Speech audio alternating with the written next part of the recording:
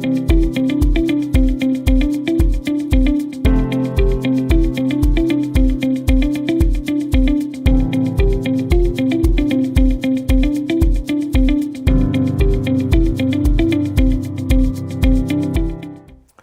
buenos días. Mi nombre es Juan Carlos Ángeles Hernández, soy profesor investigador del área académica de Medicina Veterinaria del Instituto de Ciencias Agropecuarias de la Universidad Autónoma del Estado de México, miembro del Cuerpo Académico Sistemas Pecuarios Sustentables. Primero que nada, quisiera felicitar al comité organizador de la FINI, edición número 11, por la invitación a este evento y agradecer, además felicitar al comité organizador por la temática que envuelve esta edición. El día de hoy vamos a platicar acerca de la situación actual y las perspectivas de las emisiones de metano entérico en la producción ganadera. Listo. El contenido de nuestra presentación conlleva hablar acerca de un background de las emisiones globales de gases de efecto invernadero, las emisiones puntuales del sector AFOLU, la ganadería como parte del cambio climático, los inventarios de gases de efecto invernadero y las estrategias de mitigación que se pueden aplicar. Antes que nada, tenemos que platicar acerca de cuál ha sido la evolución del cambio climático. Tenemos que ver la perspectiva de que en general los gases de efecto invernadero se producen de manera natural, ya sea por erupciones volcánicas, por pantanos. Sin embargo, existen emisiones de gases de efecto invernadero asociadas con actividades antropogénicas, significa actividades asociadas, ¿no?, con la producción de bienes y servicios por parte del hombre. Y es interesante cómo ha evolucionado, ¿no?, los índices de gases de efecto invernadero a través del tiempo. Cada vez que leemos reportes, nos damos cuenta que siempre estamos rompiendo récords. Siempre, siempre, siempre. Los registros de 1990 nos mandaban 32 gigatoneladas de equivalentes de CO2 y el mismo reporte nos decía que habíamos llegado a un tope, ¿no? Ya para el 2010 nos enmarca 49 gigatoneladas de CO2 equivalentes. Otra vez, los reportes nos indican que estamos rompiendo récords históricos. Para el 2015 sube un poco, 49.02 gigatoneladas. Y finalmente el último reporte del AM en el 2021 nos enmarca que estamos llegando a un tope histórico de 58 gigatoneladas, ¿no? Esto implica establecer la relación entre la acumulación de gases de efecto invernadero en la atmósfera y los efectos sobre el calentamiento global. Se estima que cada 1000 gigatoneladas de CO2 acumuladas están asociadas con un incremento del 0.45 grados. Y es importante esto porque sí existe una asociación entre la acumulación de gases de efecto invernadero y el calentamiento global, ¿no? En este gráfico podemos ver el IPCC, que es el órgano encargado y vinculante entre las políticas gubernamentales y los científicos para ver el impacto climático a nivel global, nos enmarca 5 escenarios en los cuales podemos tener bajas emisiones a futuro o podemos tener muy altas emisiones a futuro. Y nos enmarca que conforme se van acumulando los gases de efecto invernadero en la atmósfera, estamos viendo un incremento en la cantidad de grados centígrados, ¿ok? En el peor escenario, que es el máximo en relación a una emisión brutal de gases de efecto invernadero, nos enmarca que va a subir la temperatura hasta 3 grados. Parece que no es mucho, pero de la época preindustrial, de 1850 a la fecha han subido 1 grado la temperatura y los efectos están palpables. ¿Cuáles son los principales efectos que podemos ver? Un aumento en la temperatura global, un aumento en la temperatura terrestre, efectos sobre el hielo ártico y en los océanos, ver aumento en el nivel de los océanos y el nivel de acidez. Por ejemplo, aquí podemos ver cómo la temperatura de la superficie terrestre se estima que aumente. En el escenario más tranquilo, que es el escenario de la línea azul, podemos ver que se mantiene a lo largo del tiempo para el 2100. Pero si nosotros continuamos con estas actividades en las cuales estemos emitiendo al ritmo que actualmente hacemos, llegamos a una temperatura que va a subir hasta 5 grados en la superficie terrestre. Lo mismo podemos observar con el hielo ártico, ¿no? Existe un descongelamiento, ¿no?, del hielo ártico y vemos que en el más ligero de los escenarios tenemos una movilización del hielo ártico, y en el peor de los escenarios es mucho. Esto va a influir obviamente en el nivel de los océanos, ¿no? El nivel de los océanos va a aumentar, por ende vamos a tener ahí problemas de inundaciones importantes, y en el peor de los escenarios aumenta hasta 1 metro, lo cual modificaría la forma y la geografía que conocemos actualmente del mundo. Y una cuestión también importante es que se va a llevar a cabo un proceso de acidificación de los océanos, en donde tenemos un pH, ¿no? que ronda, ¿no? entre 8 para un escenario favorable, pero les digo, si continuamos con este proceso de generación de gases de efecto invernadero al ritmo que estamos llevando, tenemos una disminución del pH brutal, lo cual modifica completamente los mecanismos de vida de los océanos. Ahora, una de las principales preocupaciones, uno de los eventos extremos más comunes que localizamos en los efectos de gases de efecto invernadero es las sequías o las inundaciones. Primero, en un escenario simulado, que es el que está en la izquierda, para un aumento de 1.5 grados para el 2050, podemos ver zonas de afección con mayores inundaciones en el norte de África y en regiones subtropicales. Si nosotros tenemos un calentamiento global de 2 grados centígrados para el 2050, tenemos mayor cantidad de inundaciones en el norte de África, ¿no? Y en la región subtropical ya empezamos a ver sequías más fuertes. Si nosotros aumentamos 4 grados, ya la cuestión es crítica. Tenemos inundaciones en el sur de Asia, en el norte de África, y tenemos sequías severas en toda la parte tropical. Pero es importante aquí establecer, en el último reporte del mes pasado, del 28 de febrero del IPCC, en relación a la vulnerabilidad al cambio climático, se establece que eso es muy importante. El cambio climático es un problema global, pero no es equitativo. Significa que no nos está afectando de la misma manera. El día de hoy ya están muriendo personas por cambio climático, y en algunas regiones en el norte de Europa están contentos porque hay más producción de granos, porque su verano es más largo. Entonces, es muy importante. Nosotros debemos de establecer que en el último reporte del IPCC nos dice una palabra que es importante: mitigación, que son estrategias asociadas con la disminución de gases de efecto invernadero, pero el problema ya está aquí, ¿no? Entonces nos manda una palabra que debería de atemorizarnos, que es adaptación al cambio climático, porque ya es un problema en el cual ya lo estamos enfrentando el día de hoy. ¿Cuáles son los principales países emisores? Estados Unidos. Sin embargo, de 1990 a la fecha no ha aumentado en gran medida. El que sí es de impresionar es China, pasa de 3.8 gigatoneladas a 12.84, está asociada con el aumento de la población, pero también con la forma y los cambios, ¿no?, en los estilos de vida. Tenemos también a la Unión Europea, la cual ha disminuido, ¿sí?, y China, ¿no? La India, ¿no?, que tenemos ahí un problema en relación a la producción de energía y electricidad con base a carbono.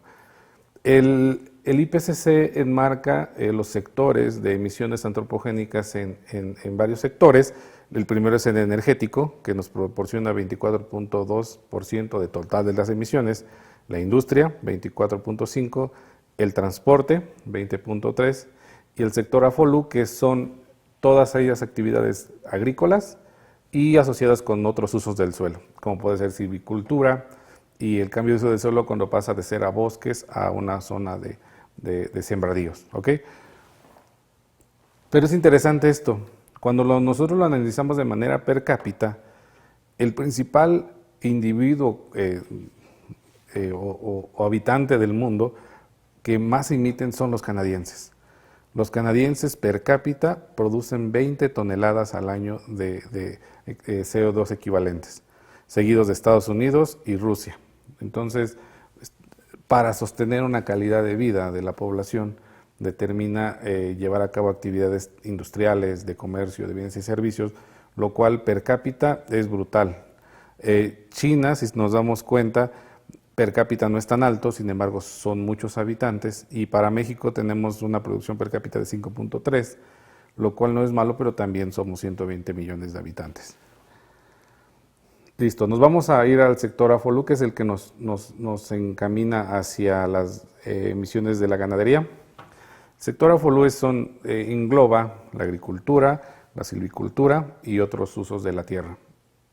Y es importante, ¿por qué? Porque representa el 22% de las emisiones de todo el compendio de sectores asociados con los gases de efecto invernadero. Y están principalmente asociados, que aquí es importante, el uso del suelo. Generalmente cuando nosotros empezamos a hablar del papel de la ganadería y actividades agrícolas, lo primero que nos viene a la mente, asociado con la información que tenemos en redes sociales, ¿no? Esta situación de infodemia, lo asociamos directamente con la ganadería, con que las vacas son los principales contaminadores de un sector agrícola. Y si nos damos cuenta, el principal sector asociado con las emisiones de gases de efecto invernadero es las modificaciones del uso del suelo, con 42%. La fermentación entérica implica el 22% de las emisiones, ¿no? Seguido por el manejo de suelos. Y es importante aquí romper algunos paradigmas. Se está tomando una tendencia muy marcada a establecer que el consumo de carne es supremamente contaminante. Sin embargo, si nos damos cuenta, el cultivo de arroz, ¿no? Representa el 10% de las emisiones. O sea, no necesariamente una dieta vegetariana implica que estamos siendo ecológicamente responsables. ¿Ok? El sector AFOLU, como les decía, conlleva el 22% de las emisiones asociadas con los gases de efecto invernadero. Estas vienen originado de dos puntos. La primera es el CO2 por el cambio de uso de suelo y actividades forestales, y la segunda es el metano, que puede ser entérico o por el cultivo de arroz, y el óxido nitroso asociado con la fertilización nitrogenada. Sin embargo, antes de generar un estigma en relación a las actividades agrícolas y su efecto sobre los gases de efecto invernadero, tenemos que considerar que la agricultura es uno de los mecanismos, o el mecanismo más importante para asegurar la soberanía alimentaria del planeta. Entonces, no podemos establecer una comparación con otros servicios, siendo que la ganadería y la agricultura nos proporcionan alimento, ¿no? Entonces, aquí hay que establecer muy claramente el papel, sí, que tiene la ganadería y la agricultura, pero también qué bienes nos proporciona la sociedad. Ya entrando en términos de la ganadería, el incremento en la cantidad de individuos de la población en general a nivel mundial, además con la modificación en los patrones de consumo, principalmente de China, en donde pasa de una dieta oriental a una dieta occidental cargada con el consumo de proteínas de origen animal para su población, ha determinado que la demanda de productos de origen alimenticio, principalmente carne y leche, se incremente. Eso ha determinado un incremento en el número de animales que no necesariamente es significativo, y creo que aquí es un papel importante que tiene la ganadería. En los últimos años ha existido un incremento en la cantidad de leche que se produce a nivel mundial, de carne que se produce a nivel mundial, pero el inventario de animales se mantiene. Eso significa que el sector se está convirtiendo en un sector más productivo. Hacemos más con menos, lo cual es difícil encontrar en algunos otros sectores, ¿no? Encargados responsables de la emisión de gases de efecto invernadero. Además, antes de establecer medidas radicales como la desaparición en el consumo de productos de origen animal como carne, huevo, hay que contemplar que la ganadería, ¿no?, sostiene a 1.300 millones de productores a nivel mundial, ¿no?, con más de 20.000 millones de animales domésticos. Y eso solamente estamos hablando de los ganaderos. Existe todavía una cadena completa productiva que viene desde el ganadero, el transformador, el que moviliza los alimentos, el que los comercializa y el que los consume. Entonces, antes de establecer medidas drásticas en relación a la ganadería y sus productos, hay que visualizar que es una industria que sostiene, les digo, a 1.300 millones de productores, y esto lo multiplicamos por el número de individuos, es muchísimas personas. Entonces, ¿cuál es el papel de la ganadería? Bueno, sí estamos conscientes que 30% de la superficie terrestre está encargada, ¿no?, para actividades tanto de pastoreo como de cultivo, para dar de comer a los animales, ¿no? Pero por el otro lado hay que establecer que nos generan alimentos de alto valor nutricional que permiten garantizar la seguridad alimentaria.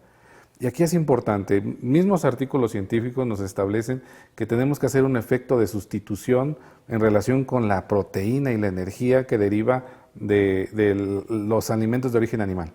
Significa que podemos sustituir leche de vaca con una fórmula, ¿no?, de soya o esto. Pero en términos nutricionales hay que establecer que las diferencias en relación al perfil de ácidos grasos y el contenido de aminoácidos cambia. No es un valor sustitutivo. Por ejemplo, la leche de los rumiantes contiene ácido linoleico conjugado, que es un ácido graso que solamente se sintetiza en la glándula mamaria, ¿no?, de los rumiantes, en ningún otro lado. Es difícil sintetizarlo de manera industrial, ¿ok? Entonces no puede ser un efecto de uno a uno. Las características nutricionales de los alimentos de origen animal son muy específicas y no se pueden replicar, ¿ok? Eso es muy importante.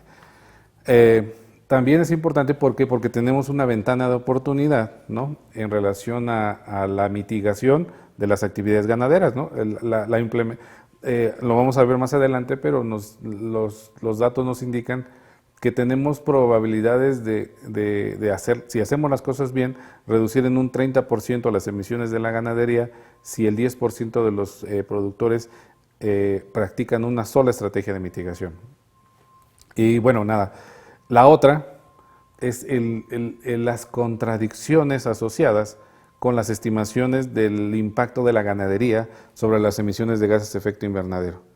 Hay un mensaje, ¿no? Se hizo un estudio en Estados Unidos de Inside Climate News, en el cual nos dice, ¿no?, concluye, ¿no?, que el mensaje para el mundo, para los habitantes del mundo, es simple: comer menos comida, ¿no?, y tomar menos leche, ¿no? Y siempre van a encontrar ustedes un valor en redes sociales que nos establece que el papel que juega la ganadería en todas las emisiones antropogénicas equivalen a un 14.5%, lo cual es un valor que se liberó, que se calculó en el 2013 y el cual ya tiene actualizaciones. ¿Ok? Entonces, primero hay que establecer bien el papel que tienen las emisiones de gases de efecto invernadero por parte de la ganadería, y segundo, no necesariamente implica que disminuir el consumo de carne, ¿no?, tenga un efecto positivo sobre las emisiones de gases de efecto invernadero. Las soluciones van más allá. Sí, obviamente forma parte de las estrategias, sin embargo no es único esto. Aquí tenemos 4 inventarios de efecto invernadero, ¿no?, que nos dicen diferentes magnitudes del papel de la ganadería. El primero, que es Gerber, de 2013, que se calculó a través del IPCC, ¿no?, en el cual nos dice que sí, es el valor que está continuamente utilizado, que es del 14.5%. Sin embargo, las estimaciones más recientes nos mandan, por decir, LAM del 2021, nos manda y nos dice que el papel de la ganadería sobre el calentamiento global y sobre las emisiones globales de gases de efecto invernadero equivale solamente al 7.79%. ¿Ok? Y es interesante, porque LAM, estos autores establecen y ponderan, que a mí me parece muy interesante, la energía, el sector energético.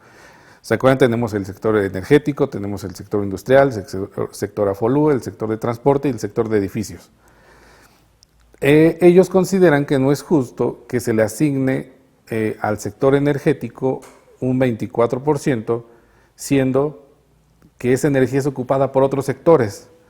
Entonces, en la segunda barra del lado derecho podemos ver las emisiones asociadas con cada sector, pero a esos sectores se les agregó la energía que consumen.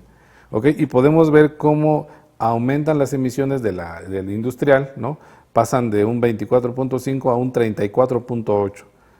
¿Okay? Y bueno, el efecto es brutal. El sector AFOLU se mantiene, significa que no hacemos tanto uso de energía y el sector de los edificios pasa de un 5.7 a un 17.1. Es interesante la forma en la cual analizan estos investigadores las emisiones de cada sector. Ahora, cuando nosotros sumamos la fermentación entérica, el manejo de suelos y pasturas y el manejo de las excretas, únicamente nos da un 7.9% de las emisiones globales. Tenemos los diversos sectores, la industrial, energía, edificios, transporte y el sector AFOLU, que es 22%. De este 22%, como comentábamos, el 42% está asociado con el cambio de uso de suelo, el 22% está asociado con fermentación entérica. Si le sumamos el manejo de uso de suelos, el territorio del planeta que utilizamos para alimentar a los animales, y también el manejo de las excretas, nos da 7.79. Y otra vez, los embates en relación a la forma en la cual se producen y se consumen los productos de origen animal son constantes. Y este es un comentario después de un análisis de EcoWatch que nos dice, sí, conducir automóviles no es bueno, pero la producción de carne es inesperadamente peor para el medio ambiente. Ese es el mensaje que nos envía. Nos está diciendo que conducir autos es malo, pero que producir carne es peor. Pero no se acuerdan que conducir un auto no nos produce carne, no nos produce leche. Y la ganadería nos produce a nivel mundial 67 millones de toneladas de carne de bovino, 718 millones de toneladas de leche de bovino y 109 millones de toneladas de carne de cerdo. Entonces no podemos equiparar la conducción de un auto, ¿no? En ocasiones va una camioneta, ¿no?, de alto cilindraje con una sola persona, ¿no? No lo podemos comparar con la emisión asociado con una vaca que va a alimentar a 500 personas. Entonces es muy importante, si nosotros en el sector agrícola, porque, ¿por qué digo nosotros? Porque soy consumidor, soy productor, soy investigador y soy asesor técnico, entonces estamos metidos ahí. Sí estamos conscientes de nuestras emisiones, ¿no? Estamos conscientes que tenemos un impacto medioambiental, pero también es importante que estamos conscientes de los beneficios que brindamos a una sociedad. Creo que es importante establecer diferencia entre bienes y servicios, ¿no? Nosotros estamos proporcionando bienes de alto valor nutricional a la población.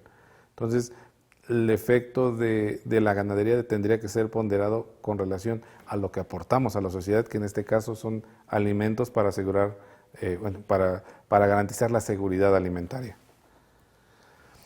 ¿Cómo se produce gases de efecto invernadero en la ganadería? Tenemos tres. Primero es metano, es el más importante. El metano lo podemos producir en la ganadería o en la agricultura de dos maneras. Primero a través de la fermentación entérica y la segunda a través de principalmente la producción de arroz. Hay que recordar que el arroz se cultiva anegado, inundado. Eso produce bastante metano. El segundo es óxido nitroso.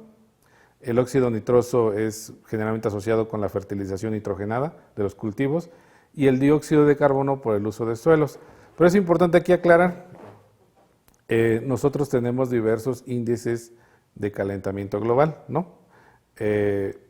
Por ejemplo, el índice, para nosotros estandarizar el efecto de las emisiones, tenemos que multiplicar por un factor de conversión. El factor de conversión obviamente del CO2 es de 1, ¿no? Sin embargo, el metano calienta 28 veces más, tiene un potencial de calentamiento global de 28.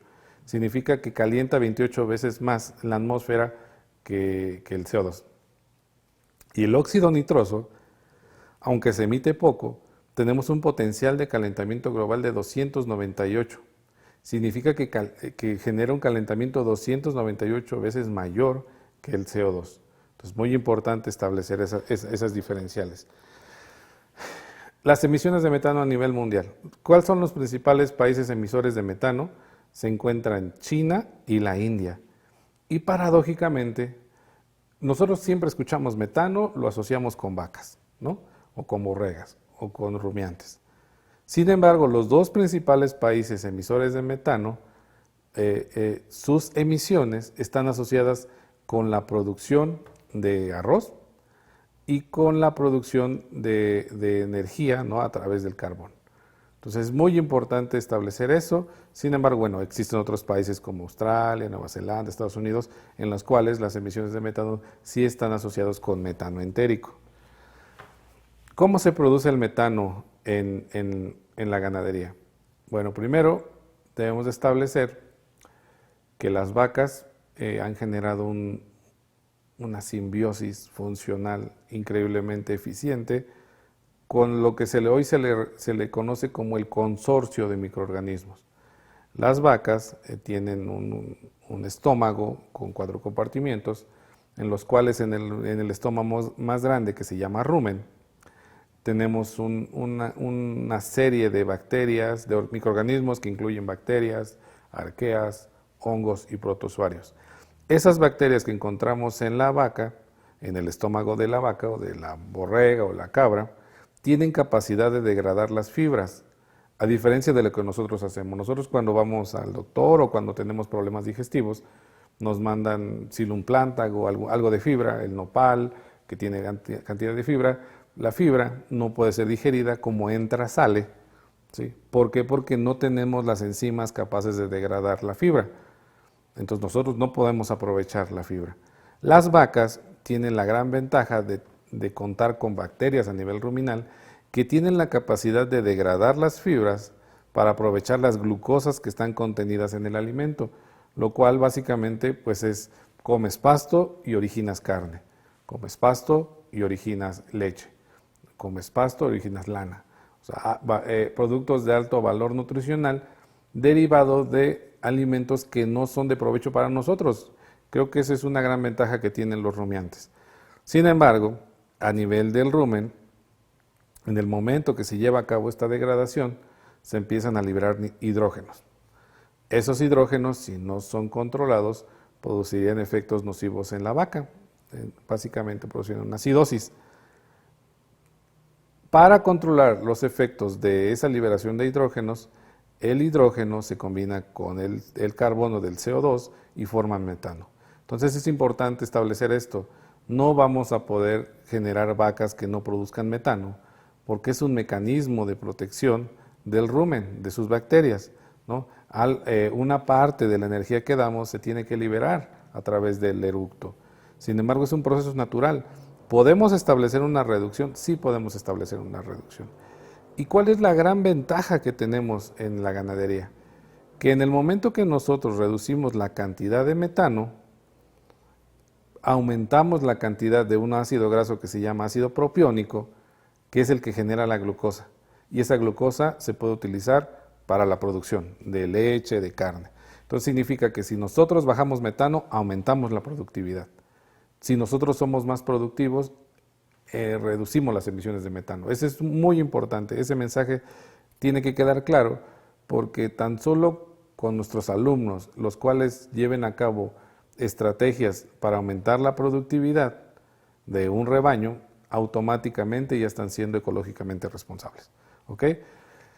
Pero bueno, tenemos diferentes grados de emisión asociados con los gramos de proteína. Por ejemplo, nosotros para 1 kilogramo de carne de búfalo estamos emitiendo 400 kilogramos de CO2 equivalentes, 1 kilogramo de la barbacoa de borrego, 200 kilogramos de CO2 equivalentes, para carne de res 500 kilogramos de CO2 equivalentes, para el cerdo, asociado a que no es rumiante, produce mucho menos, 76 kilogramos de CO2 equivalentes. Para la leche, 1 litro de leche equivale a 87 kilogramos de CO2 equivalentes, y para la carne de ave, 57 kilogramos de CO2 equivalentes. Es interesante establecer qué productos tienen mayor peso en relación a las emisiones de gases de efecto invernadero. Listo, entonces ya que establecimos que sí tenemos un papel importante, ya que establecimos que nuestro papel en las emisiones de gases de efecto invernadero, ya que sabemos que tenemos una responsabilidad como sector en las emisiones, ahora debemos de establecer el primer paso para la mitigación. Y el primer paso para la mitigación de gases de efecto invernadero es saber cuánto estamos produciendo. Es muy importante eso. ¿no? El impacto real de los productores y de las emisiones. Y en este sentido creo que es uno de los puntos más débiles que tenemos en México. En México el IPCC, que es este organismo que les comento que es el gestor de las emisiones de gas de efecto invernadero, a través del Acuerdo de París, ¿no?, nos establece que todos los países tenemos responsabilidad de reportar nuestras emisiones. Y dentro de sus estatutos nos dice 3 formas de poder reportar nuestras emisiones. Ellos le llaman Tier 1, Tier 2 y Tier 3. El Tier 1 para la ganadería es de verdad muy sencillo. El Tier 1 nos dice, tenemos un factor de emisión estándar, 65 kilogramos al año, y lo multiplicamos por el número de vacas. Eso es todo, ahí se acabó el inventario. Es muy sencillo. Cuando nosotros tenemos inventarios muy sencillos, no nos permite identificar las áreas de oportunidad para la mitigación. Tenemos nosotros 6 comunicaciones que pueden ser reportadas desde el Instituto Nacional de Ecología, Semarnat, hasta lo que actualmente es el INEC, que es el Instituto Nacional de Ecología y Cambio Climático. Ellos mandan un reporte al IPCC en donde nosotros emitimos los números asociados con nuestras emisiones. Desde la primera hasta la 6ª comunicación, para la ganadería hemos enviado los datos más sencillos que pueda haber. Únicamente estamos multiplicando un factor de emisión por el número de cabezas. De verdad, eso no requiere gran ciencia y lo podemos hacer con una calculadora. No hay ningún mecanismo de desagregación. El IPCC nos recomienda, para tener un inventario más preciso de las emisiones, se recomienda la desagregación, ¿no? No hay desagregación. Si acaso tenemos en la última comunicación una desagregación de bovinos de leche y otros. O sea, solamente se establece esa desagregación. Nosotros llevamos a cabo un inventario, ¿no?, junto con el Laboratorio de Cambio Climático y Energías Renovables, en el cual proponemos un nuevo inventario. Pasamos del Tier 1 al Tier 2. Primero, ¿qué desagregaciones llevamos a cabo? Tenemos una desagregación espacial. Dividimos al país en 5 regiones, bajo el supuesto que las condiciones agroecológicas de una región determinan con qué le damos de comer a nuestros animales. ¿Ok? Tenemos 9 categorías de animales, tenemos sistemas de producción que puede ser intensivo, extensivo y doble propósito, tenemos manejo nutricional y tenemos factores de emisión específicos. Recabamos todos esos datos y se manejaron estrategias computacionales de avanzada como simulación de Monte Carlo, Bootstrap y análisis de sensibilidad. Entonces, esta es la propuesta que nosotros llevamos a cabo, tratando de hacer más preciso los inventarios.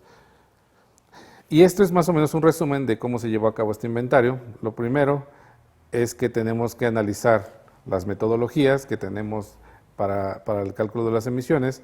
Segunda, establecemos regiones agroclimáticas durante a lo largo de todo el país. Después tenemos que caracterizar los sistemas de producción de todo el país. Tenemos que establecer el manejo nutricional del ganado. ¿Y cómo lo hicimos esto? Llevamos a cabo más de 400 encuestas en todo el país con productores.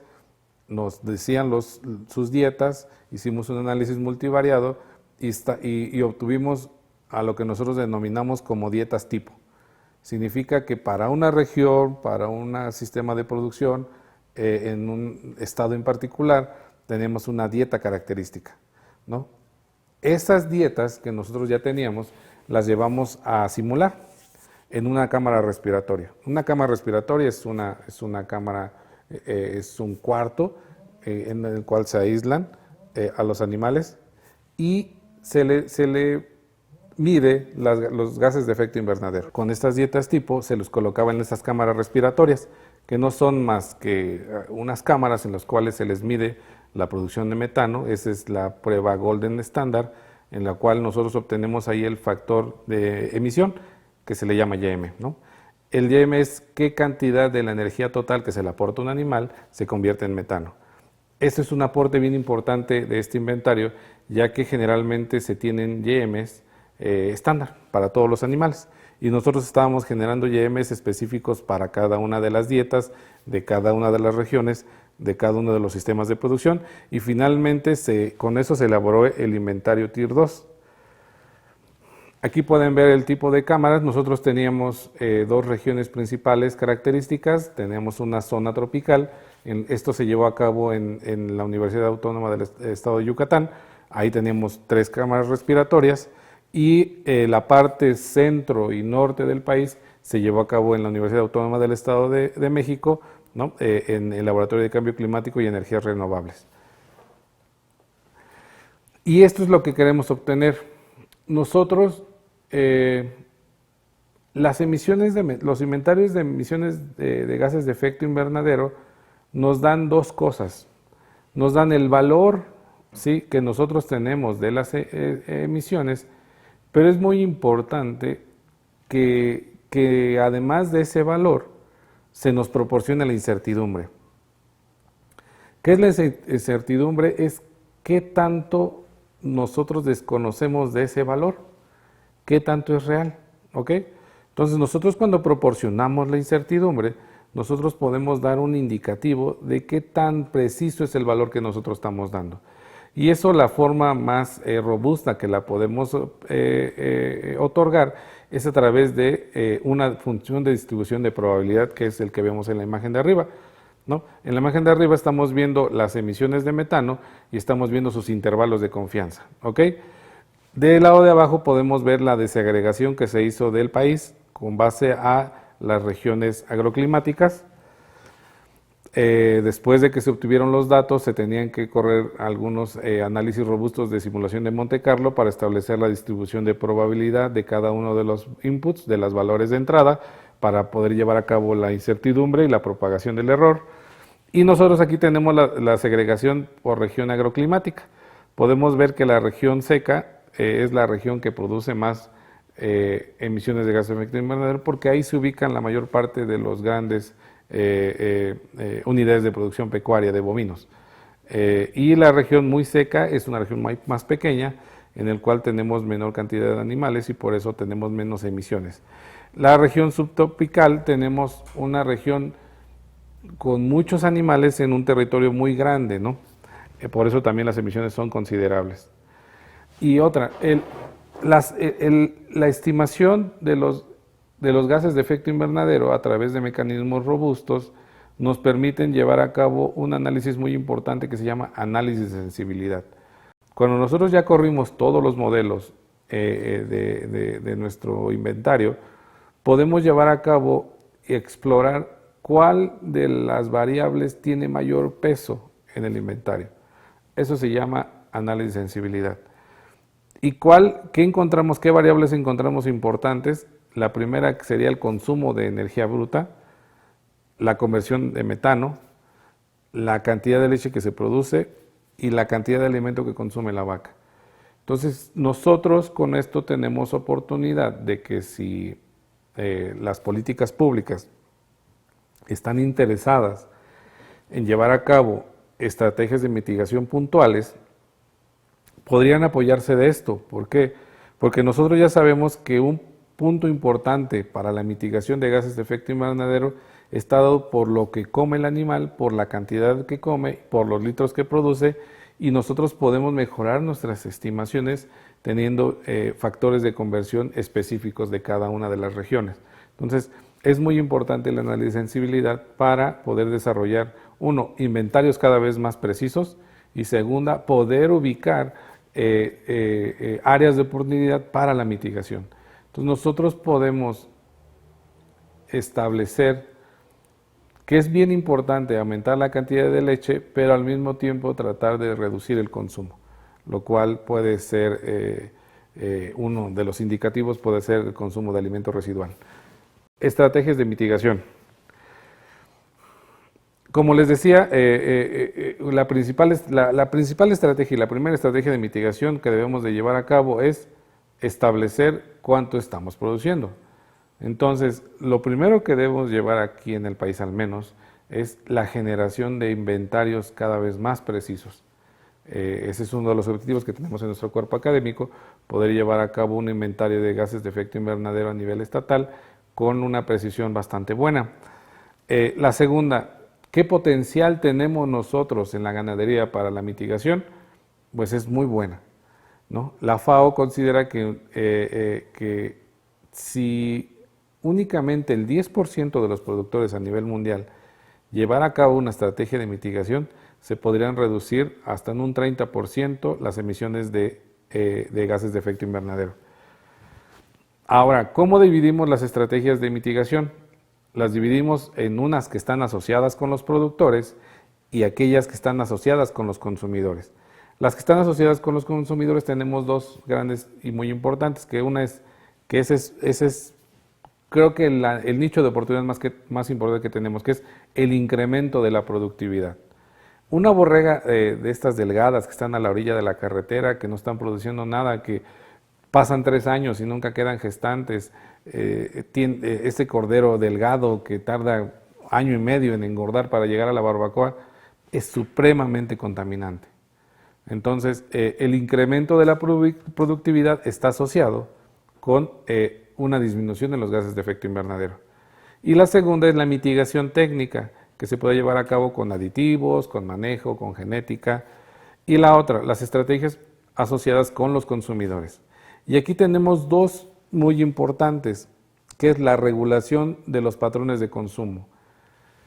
Aquí es muy importante, no se tiene que dictaminar o establecer que se debe dejar de consumir carne y tomar leche. Algunos lo recomiendan, ¿no? Sin embargo, primero se tendría que ponderar. Puede ser una estrategia viable en países donde se consume mucha carne. Por ejemplo, Estados Unidos consume 3 veces más carne que la media del mundo. Entonces podría ser una opción, ¿ok? Pero yo creo que sería más una estrategia de regulación del consumo. Y la otra, que es muy importante, es que para que nosotros tengamos, para que nosotros podamos lograr satisfacer la demanda de alimentos de origen animal, debemos de dejar de desperdiciar alimento. Es muy importante eso.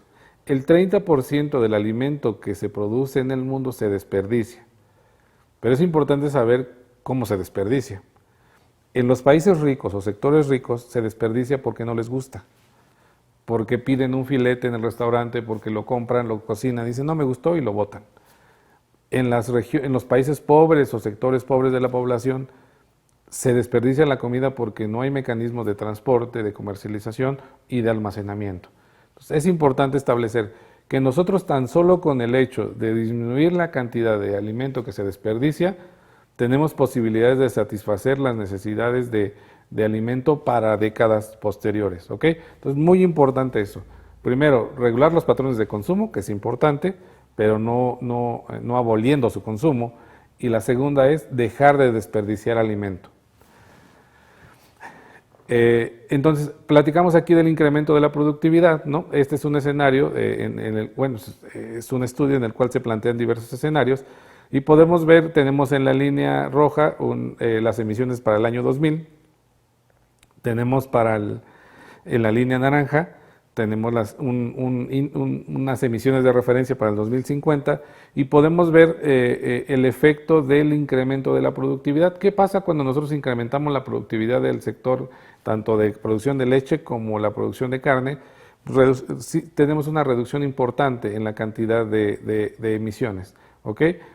Que pueden estar al nivel de la implementación, ¿no?, de mitigación técnica. Entonces sí funciona la productividad. Y les voy a presentar este trabajo que a mí me encanta, es de Macar, es encargado de la FAO, y hace un experimento muy padre. ¿Qué hace él? Lo único que hace es, va a la India, toma unos rebaños, y lo único que hace es balancear sus dietas. Lo único. No hace ningún otro manejo, no desparasita, no vitamina, lo único que hace es balancear sus dietas. ¿Qué efecto tiene con el balanceo de las dietas? Eso es muy importante porque es una de las actividades que no estamos focalizando en nuestros alumnos. Si estábamos viendo que en los análisis de sensibilidad de los factores más importantes que determinan las emisiones de gases de efecto invernadero son qué consume y cómo lo consume, cuando nosotros establecemos el balanceo correcto de lo que comen los animales, que es te voy a dar lo que necesitas, tenemos efectos muy interesantes. Aquí tenemos efectos sobre la conversión alimenticia, lo volvemos más productivo al animal. Tenemos efecto hasta sobre parásitos. Los animales con dietas balanceadas tenían menos parásitos, eso era bien interesante. Pero aquí lo que nos interesa a nosotros, animales que estaban siendo alimentados con dietas balanceadas, ¿sí?, producían menos metano, ¿no? Nosotros podemos medir el metano en los animales de dos formas. Las emisiones diarias, eso significa cuánto produce una vaca diario de gramos de metano, que en este caso son antes del balanceo de la dieta producían 224 gramos al día y después del balanceo producían 198, o sea, se redujo. Pero también nosotros podemos calcular las emisiones de metano a través del rendimiento de metano, que significa cuánto metano producimos por unidad de producto, ¿ok? Y nosotros estamos viendo que antes de balancear la ración, nosotros teníamos 19.3 gramos por kilogramo de leche y después de balancear teníamos 16.3.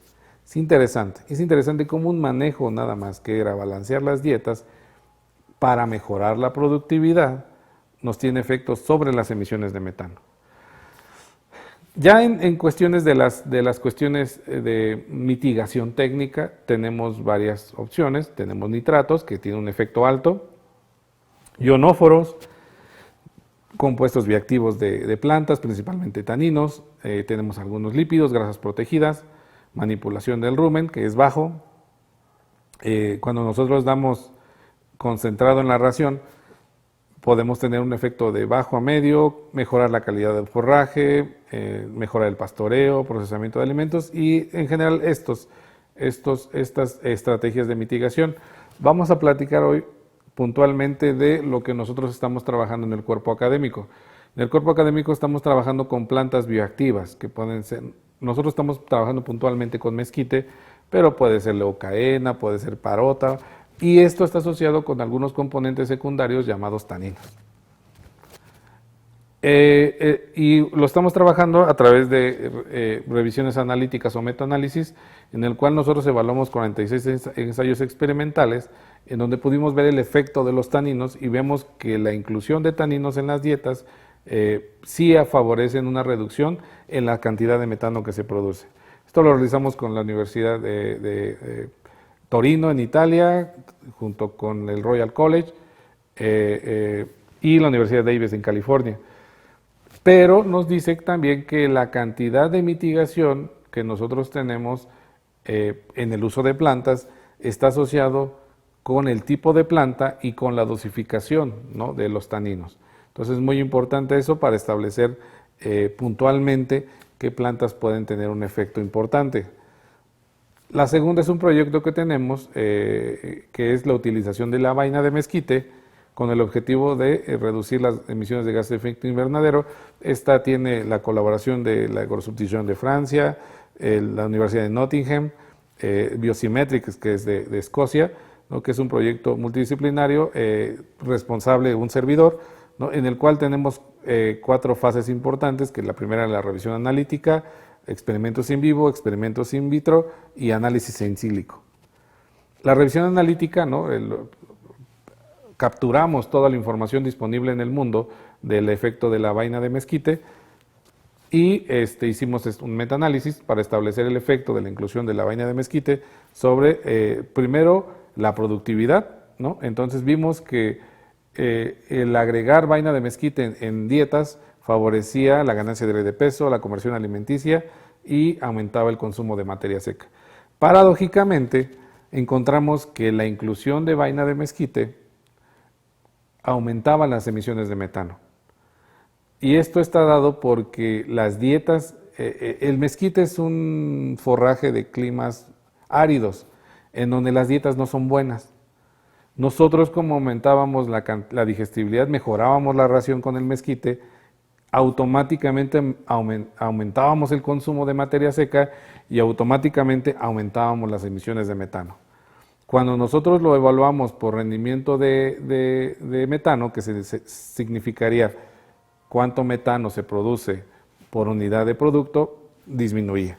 Entonces sí aumentamos la cantidad de metano por animal. ¿Por qué? Porque estamos mejorando su consumo, ¿no? Pero cuando nosotros lo transformamos en cantidad de producto que se genera, tenemos una disminución. Listo. Y finalmente, un último artículo de este proyecto, en el cual ya fue aceptado, evaluamos in vitro de 4 regiones del estado de Hidalgo su capacidad de fermentación y producción de metano. Entonces nos pudimos dar cuenta en este estudio que sí existen diferencias entre los patrones de fermentación, las características nutricionales y las emisiones de metano de las vainas de mezquite de acuerdo a la región. Entonces es importante porque nosotros podemos establecer medidas de inclusión de vaina de mezquite muy puntuales de acuerdo a sus patrones de fermentación. Listo. Y como conclusiones, primero, ¿no?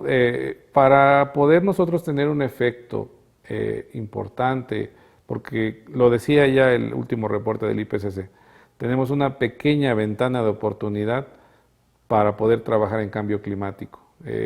Es muy pequeña, pero la podemos llevar a cabo. Y para poder tener oportunidad de que el mundo siga siendo como actualmente lo conocemos, tenemos que tener varias aproximaciones. Primero, y la más importante, es la educación.